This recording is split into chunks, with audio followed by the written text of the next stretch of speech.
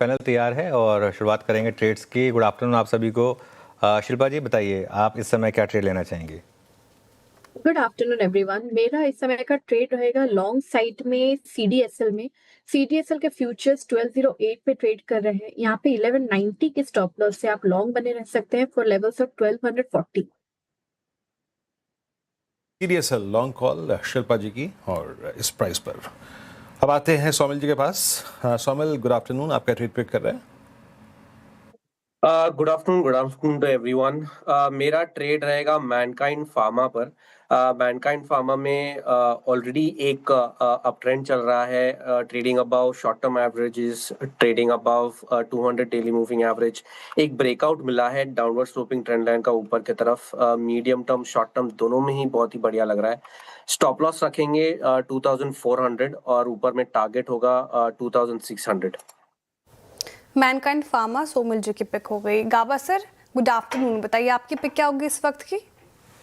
Good afternoon to you. मेरा जो stock है आज वो है, मेरा पोर्टफोलियो स्टॉक वो है HDFC बैंक। अब ट्रेड करें 775.60। अगर यहां पर भी अगर बंद देता है तो कह सकते हैं कि ये जगह इतनी अच्छी है बॉटम आउट होने की। स्टॉप लगाएंगे करीब 767 का, टारगेट होगा 790 का। लेकिन अगर यहीं पर भी क्लोज मिल जाता है तो फिर एक बॉटम आउट की बहुत ही अच्छी जगह है। 1 सेकंड डिस्क्लेमर, ये मेरा पोर्टफोलियो स्टॉक है HDFC bank. Okay, HDFC bank की हो गई गाबा सर के पिक और डिस्क्लेमर भी आ गया, इनका पोर्टफोलियो स्टॉक है ये। आशीष चतुर्वेदी और मानस के पास चलते हैं। पहले मानस जी बताइए आपकी ट्रेड। तो अनुज जी, BSE लिमिटेड में खरीदारी करने की राय रहेगी। BSE में फ्लैग पैटर्न का ब्रेकआउट है, काफी बढ़िया वॉल्यूम देखने को मिल रहे हैं। आई थिंक यहाँ पर अभी भी करंट लेवल्स पे भी खरीदारी करनी चाहिए। स्टॉप लॉस आपके 3974 के रहेंगे और टारगेट रहेंगे 4200 के। 4200 रुपए के टारगेट के लिए खरीदारी करनी है। BSE में कैश लेवल्स है। चाहे तो 4000 वाला कॉल ऑप्शन जो करीब 140 रुपए पे ट्रेड हो रहा है, उसमें 99 का स्टॉप लॉस लगा ले और 225 की टारगेट सेट कर ले।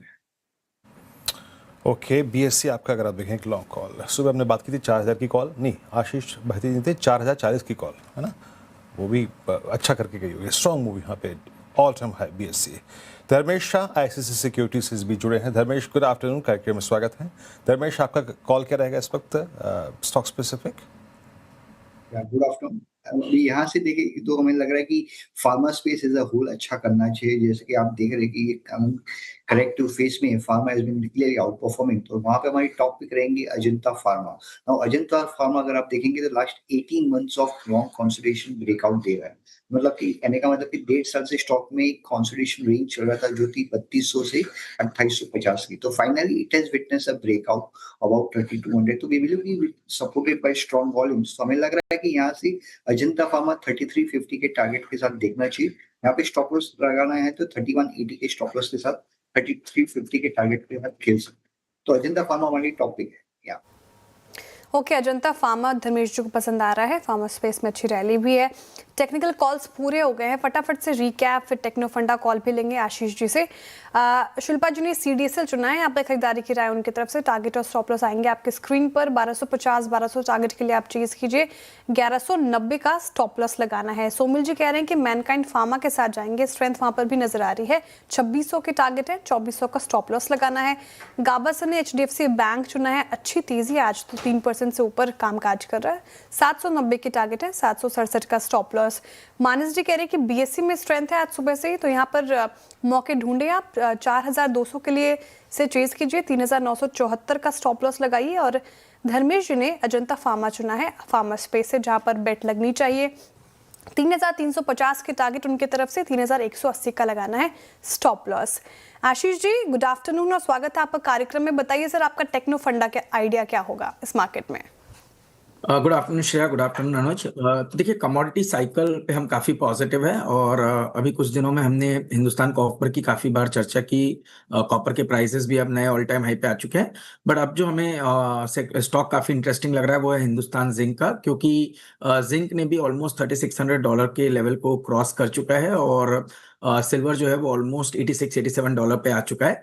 और जो अर्निंग एस्टिमेट है वो ये बताते हैं कि जो फ्यूचर अर्निंग हम जो एस्टिमेट्स ब्लूमबर्ग में या बाकी जगह पे देखते हैं तो वो जनरली एजम्पशन ले रहे हैं जिंक के प्राइसेस का करीब $3000 के आसपास, और सिल्वर के जो प्राइसेस अज्यूम किए जा रहे हैं वो $60 पे कर रहे हैं, जबकि प्राइसेस काफी ऊपर जा चुके हैं।